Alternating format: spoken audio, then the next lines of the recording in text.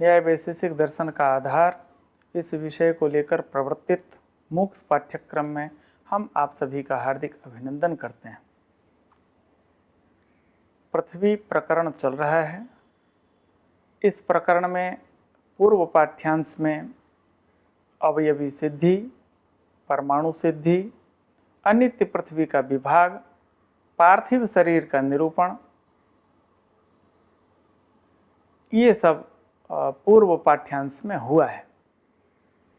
अभी पार्थिव शरीर का निरूपण हो रहा है।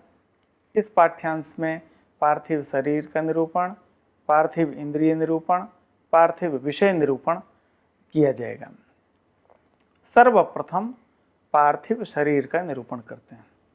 यहाँ प्रश्न होगा, मनुष्यादि का जो शरीर है यह पार्थिव है, इसमें क्या प्रमाण है? इसका समाधान बहुत ही आसान है। मनुष्य के शरीर में गंध रहता है, इसलिए यह शरीर पार्थिव है। मनुष्य शरीरम पार्थिवम समवायेन गंधवत्वात्, समवाय संबंध से गंध इस शरीर में है, इसलिए इस शरीर को हम पार्थिव कहते हैं।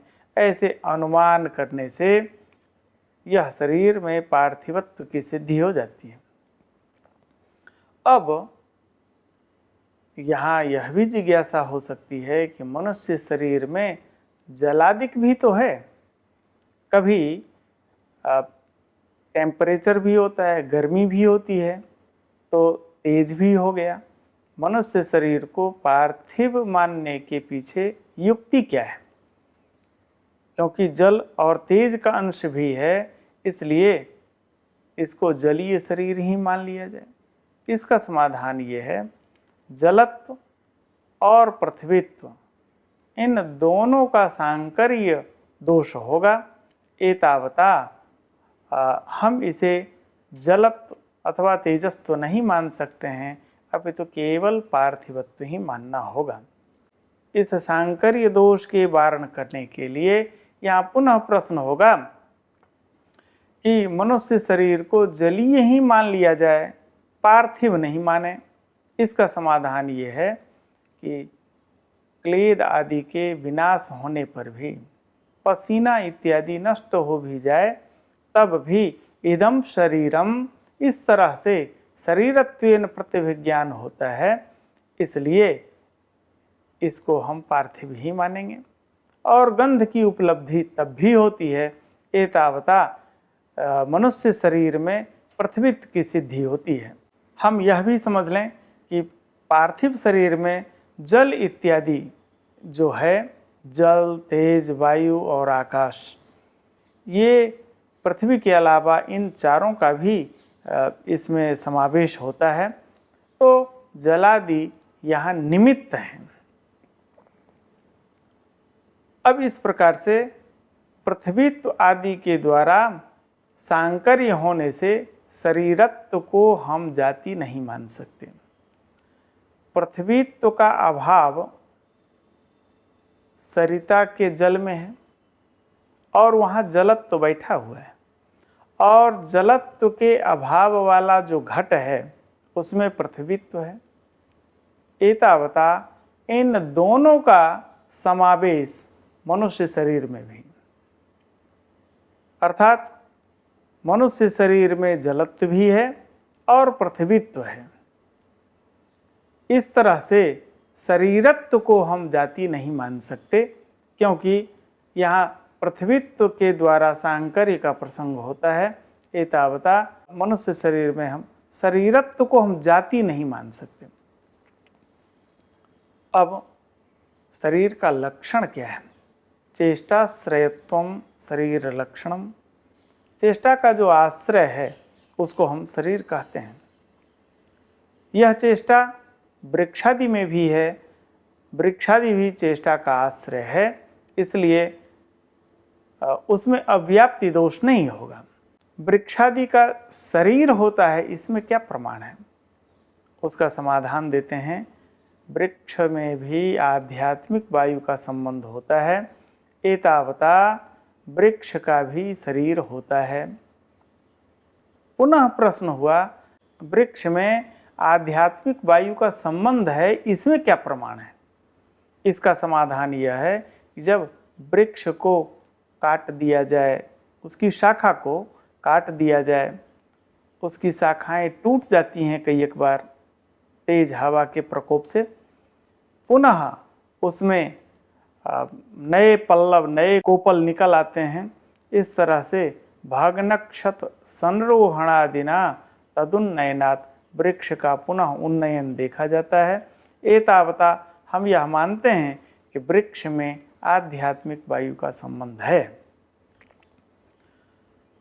और भी इसमें दृष्टांत मिलते हैं, कुछ श्लोक हैं। नर्मदा तीर संजाता सरलार्जुन पादपाः नर्मदा तोय संस्पर्शात् ते यान्ति परमां गतिम। और गुरुम हुंकृत्य तुंकृत्य विप्रम निर्जित्य वादतः श्मशाने जायते वृक्षः कंक गृद्धोपसेवितः। यह जो नर्मदा तीर में, नर्मदा के तीर पर सरल और अर्जुन के जो पादप हैं, उस पर कभी नर्मदा के जल का संस्पर्श हो गया तो उसे भी परम गति अर्थात मोक्ष की प्राप्ति हुई है। एतावता वृक्ष को भी हम एक योनि, वृक्ष को भी हम शरीर माने, तभी तो उसका मोक्ष और उसकी अग्रिम गति की कल्पना हम कर सकते हैं। दूसरी बात है, गुरुम हुंकृत्य तुंकृत्य विप्रम निर्जित्य वादतः श्मशाने जायते वृक्षः। यह गुरु के साथ जो अपमानित व्यवहार करता है और किसी विप्र को किसी शास्त्रार्थ में जीत करके उसे पराजित किया है और उसे अपमानित होना पड़ा है, ऐसे लोगों के लिए यह एक अभिशाप है कि श्मशाने जायते वृक्षा कंक गृद्धोपसेविता। वह अग्रिम जन्म में वह श्मशान का वृक्ष बन करके पैदा होगा, जिस पर गीध इत्यादि दूषित प्राणी बैठेंगे।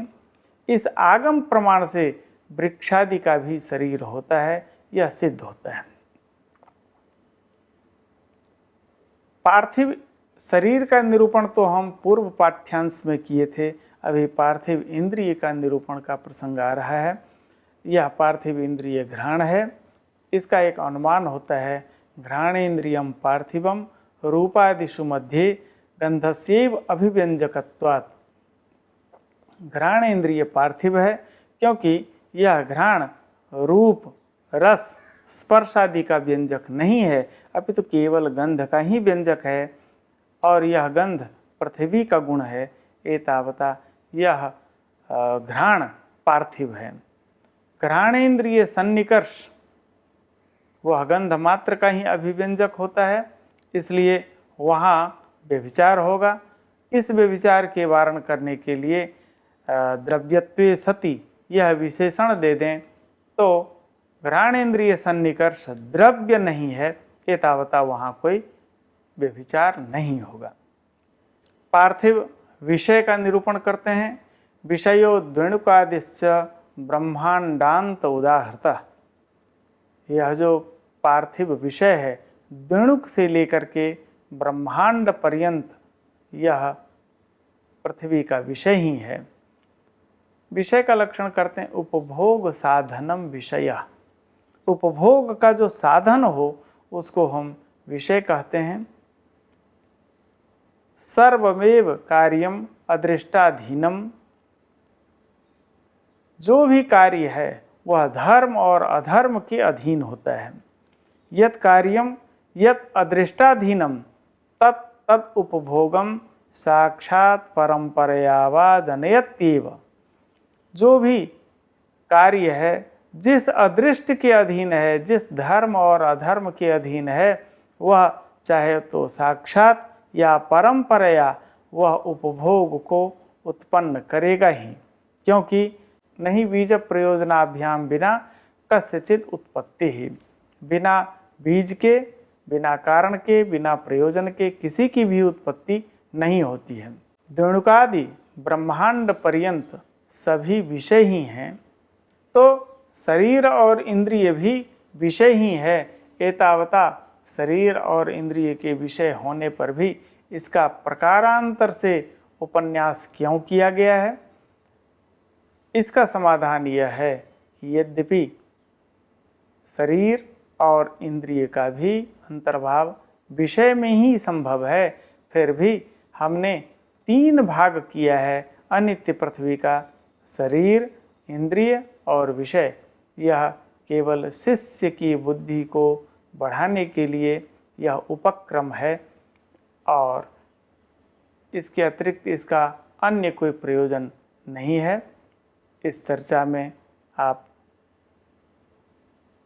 बहुत ही ध्यानपूर्वक सम्मिलित हुए हैं, इसका हम विशेष आभार व्यक्त करते हैं। धन्यवाद।